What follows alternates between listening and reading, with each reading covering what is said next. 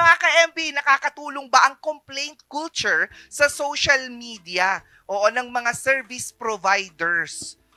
Na ma-improve pala rather yung mga serbisyo ng mga service providers o pampalabas lang ito ng ating inis? Yan ang ating katanungan dito sa Balitaktakan.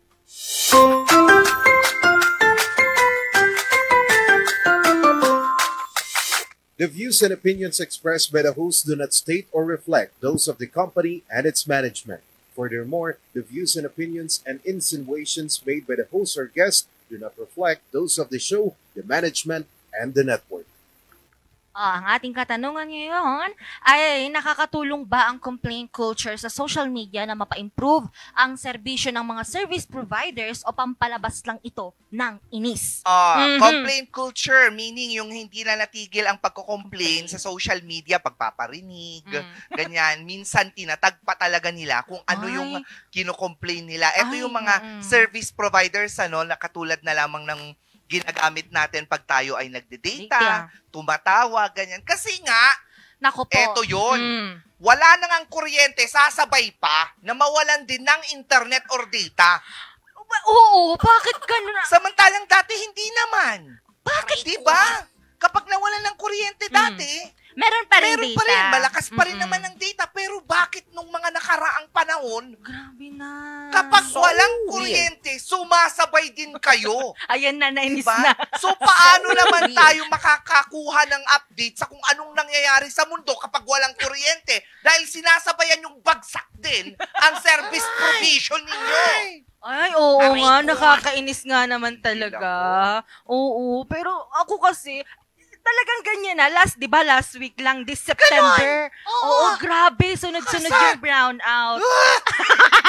So, hindi mo makuha talaga yung update kasi kahit may load ka na, ang talagang parang wala din lang. Oo, kasi wala kang makuhang internet access. Buti sana kung nagbibigay din sila ng abiso na kapag nawalan po ng kuryente dyan sa lugar ninyo, pati kami mawawala din. Di ba? Madali sana yun. Ngayon, nakakatulong ba yung complaint culture? Siyempre, nakakatulong yan. Itag mo sila sa Facebook. Ay, meron yung iba na isang internet provider, hindi siya naka-off ang comment section. Hindi siya nagre-reply. Yan kasi yung masama. Kapag hindi ka nag-complaint culture sa social media, hindi naman makakarating sila eh. Kasi the more comments na matatanggap nung kunyari, may isang taong nag-post na bakit ganito yung service ninyo, kineme-kineme. Marami magko-comment, hala pati kami. Hanggang marami na magtatag, makakarating yun ngayon sa mga service providers.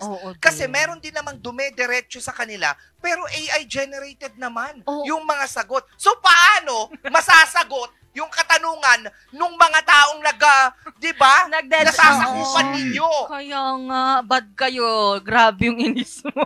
Nakakagigil. Sumasabay kasi kayo eh. Di ba? Ang hirap ng ganun, literal. Ang hirap po, pero meron pa yung iba, kahit may kuryente na, hindi pa rin nag-a-update kung kailan babalik. Ay, ewan ko din!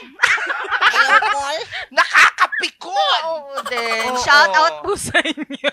Kung sino man kayo, pero yung isang mundo. Ay, oo din. Kakaasar. Nakakainis yun. Diba? Akala ko ba bilog ang mundo? Pero parang sa inyo, pinapatunayan yung flat ang mundo eh. Ay, oo nga. May mga lugar lang na gumagana at hindi. Ganon. Namimili ba kayo? Charot. Pero yun lang naman.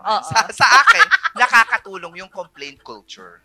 Na sige, mag-complain ka dyan. Kasi kapag diniretso mo naman sa kanila, hindi ka din naman makakatanggap ng kahit na ano. May pa toll-free pa kayong mga nalalaman na kaya wala na naman sumasagot. Oo, naranasan ko na nga yun yung nag-ipon ako ng mga reklamo, tapos sinend ko sa kanila, doon lang sila gumalaw. Kasi kapag iisa lang din talaga, dedadmahin ka din nung iba talaga rin. Kasi pag mag-isa mo lang din lang nagreklamo, wala silang gagawin. Pero pag marami kayo na nag-complain sa social media at nakatagpa sa kanila, malamang sa malamang, mapapahiya yung mga yan, gagalaw.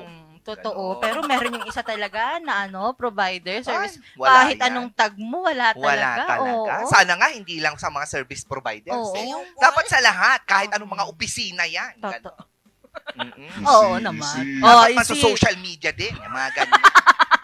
Kasi minsan, kahit na sila din, i-message mo, wala din! Ba? Ganun ganyan sila. Kailangan talaga Sabi ko, mag-ipon ng bakit? Ano bang ano. problema? Kami ba o kayo? Kasi kung mas madaming nagrereklamo, ibig sabihin kayo ang may problema. Totoo din. Hindi yung mga taong nagrereklamo.